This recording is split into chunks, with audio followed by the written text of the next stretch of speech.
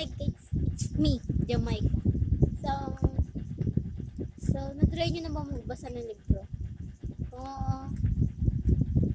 Wala lang. Oo. So, ako si Jamaica. Mahilig ako mag-share ng stories. Pero sa post ko sa mga Facebook, tas Wattpad, walang pinupost. Not too famous.